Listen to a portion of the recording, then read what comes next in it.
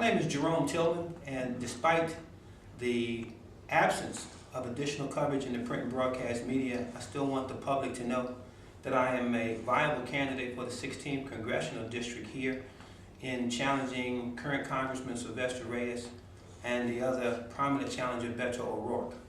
I want to take a few minutes to talk to you about one of the reasons why, or several of the reasons why I'm in the race, and why I believe it's important for you to pay attention to the message more so than the money.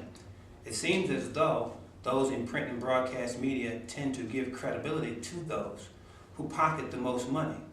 But those who have the most money are also the most suspicious of some of the very cancers and illnesses that are plaguing the political system here in the 16th Congressional District and El Paso County. If you take a look at the 5-point platform that you will be able to see on the internet using the website sendtillmantocongress.com, you'll see that I have a 5-point platform. The acronym is FEGER, Family, Education, Government, Economics, and Restoration. And I want to begin with restoration because the foundation and faith in the political system has been shaken by a virus. It's a political virus. It's metastasizing. We can also call it a cancer.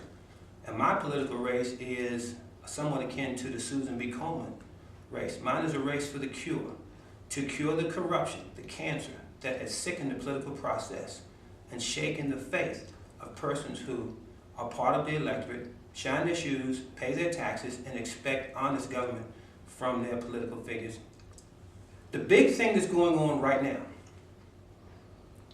we have an investigation going on with LKG, a mental health services contract, picked up initially by the county, dollars brought in over a bridge called earmarks, and we know that earmarks can only come to the county through this district over a bridge called Sylvester Reyes.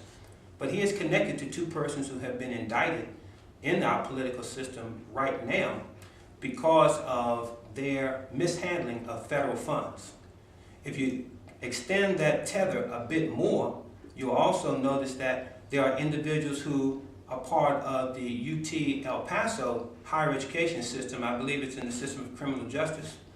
And that individual has undisclosed amounts of money, being salaried at $97,000 and somehow or other unreported income to the tune of $1 million. Still, earmarked dollars.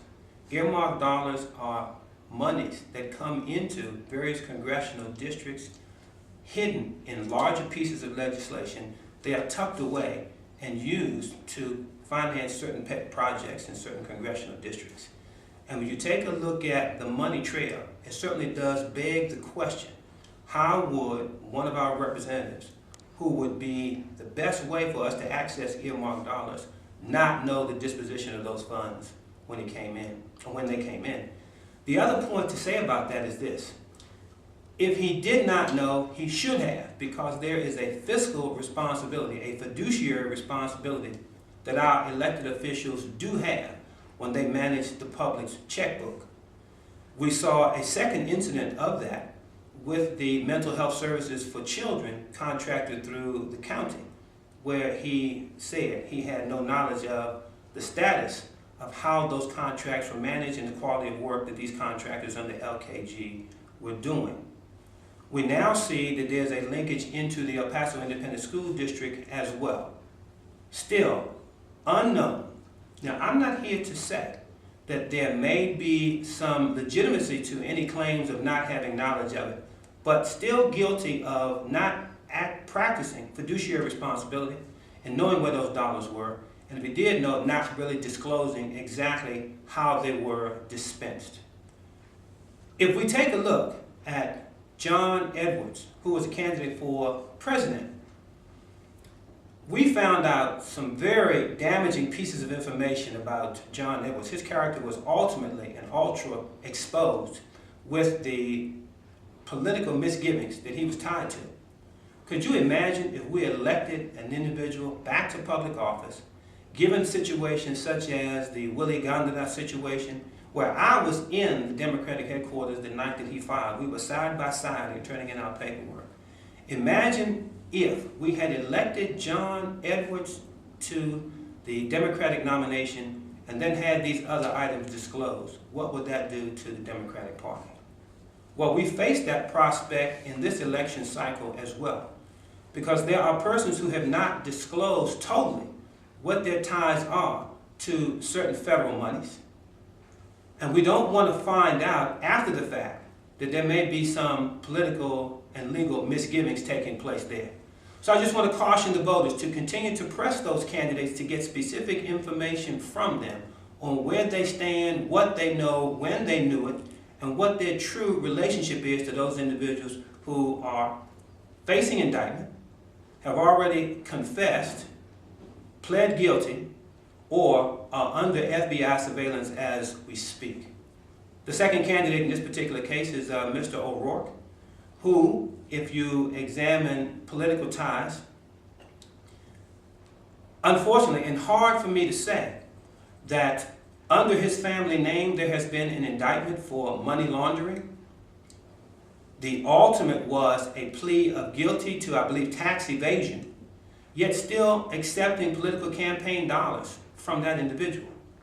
When you see any track record of political figures accepting dollars from persons who are later found to be criminal, those dollars are either returned back to their source or they are donated to charity. But in an article below the fold on the front page of the El Paso Times, clearly and proudly accepts those campaign contributions and offers no real explanation as to whether or not those dollars have a dubious connection to the criminal charges that his other family member faced. I'm going to continue to come back to you with a series of small presentations using the best venue I have right now, which is YouTube, because the kinds of dollars that I am up against are difficult to match. Almost $750,000 from Sylvester Reyes, another $250,000 from Beto O'Rourke. And what I would say is that why would one individual, an incumbent specifically, need $750,000 to convince you that he's done good things for you? If somebody does something good for me, I'll know it. I don't have to pay to offer and advertise myself to review my resume. The good feelings that persons will have based on the results of my service will be all of the testimony I need, and should be all of the platform that I need. When you take a look at the 16 years where Congressman Reyes has been in office, take a second look at the 6 years that Beto O'Rourke has been in office. That's a total of 22 years combined in public service. But let's take a look at some of the results. First of all, the acrimony that exists at the national level in the Congress exists between those two individuals at this level. If they were in office together for a total of 22 years, where was the cooperation? Why would these issues be saved up to become political fodder in a political fight when, if you are looking out for the best interest of the citizen, you would have joined forces the day you took the oath for public office? Let me offer a couple of examples before I close out. One of the signature items that Mr. O'Rourke talks about is the establishment and need for a veterans hospital.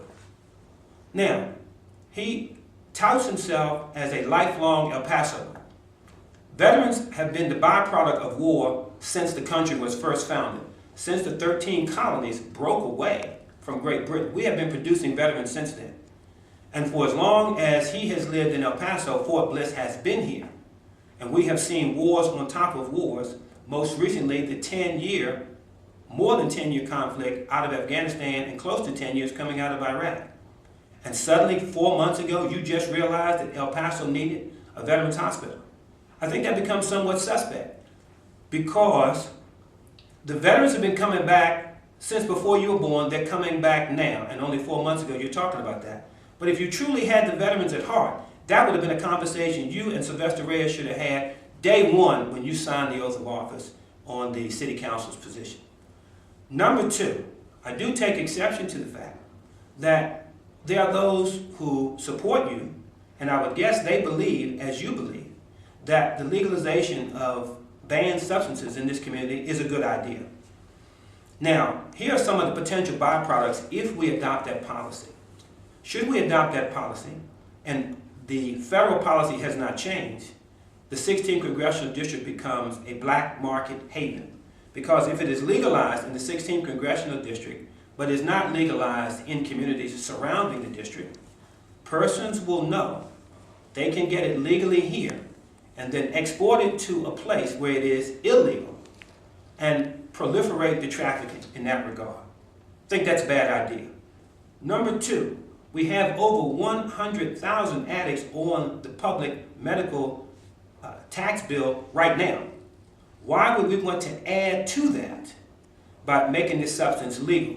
When you take a look at the compromise that people make in terms of, should I pay the rent or should I get the alcohol? Should I get the banned substances or should I buy groceries for my family? You have seen what happens in gambling. You can see those kinds of things multiplying and making our social services become even more exhausted than they already are. Examine the military as an example. The Army Substance Abuse Program has six-figure numbers of individuals who have been tainted by the drug trafficking globally and coming back to and through El Paso and requiring substance abuse treatment. Why would we add another item on the menu of bad choices that we're making civically in this community? Third, if you take a look at what is the number one cause of death for our adolescent community in these United States, it is car wrecks. But let's consider some of the byproducts of those car wrecks. What creates them? Let's swim upstream and see. Cell phones, distracted driving, text messaging, alcohol, marijuana, and other substances that challenge the judgment of the person behind the wheel. Do we need to add and legalize another substance that will add to the already high death rate there? I'm going to talk about one other item, and then we're going to go away for this one and save some space and time for you to hear how I'm going to break down the rest of this campaign platform. We have a drug problem in the United States. The United States is the largest consumer of illegal drugs on the planet. The drug war is at our back door because there are those who believe and try to say that the border is secure. But if the border was so secure, the drug war and the attempts to bring drugs into the United States through El Paso would be non-existent. That war would be someplace else. So for those who tout the message that the border is secure, I would simply challenge you to take a look at the profit margins that the drug cartels enjoy. 41 million in the amount of dollars that have been confiscated, but 34 billion in profits. Now you can see that that is almost equivalent to writing off a certain portion of your product because it's going to go rotten, it'll be spoiled, but that is nothing that would de-incentivize the cartels from continuing to knock on the back door of America, looking at El Paso as a way to access drugs and drug trafficking into the United States. Using those transportation arteries that feed up into the El Paso sector, those drugs cross the border and into the veins of an addicted America. What was the Beto O'Rourke response? Well, let's legalize. Now, I already spelled out to you why I thought that was a bad idea. Let's take a look at one of the remedies that Congressman Ray has offered. First of all, he has hosted back-to-back border security conferences here in the 16th Congressional District. 2 years ago, Alan Burson, who was the Commissioner for Customs and Border Protection, said to an applauding audience that we need to stay the course. We do not need to make any changes to how we prosecute drug trafficking in the 16th Congressional District. And he was saying that we should allow it to run its course, that it would possibly take as long as it took for America to wean itself from tobacco commercials on television. That was 10 years. If we waited 10 years to reach a resolution to the drug trafficking problem at the rate that we are killing citizens on both sides of the border, that would be nearly 10,000 citizens a year. At 10 years, you can do the math. That does not pass the make sense test. The bad news and the sad news was that he was lauded and applauded by the 16th Congressional District Congressman right at the Border Security Conference. at the UT El Paso campus. Let's take a look at what happened the following year. The person's name was Alejandro Poede. He is currently Mexico's Secretary of State. He, from the same dais, invited by the congressman, said there is no drug war in Mexico, that there are no refugees in the United States. He was lauded and applauded from the dais by the congressman.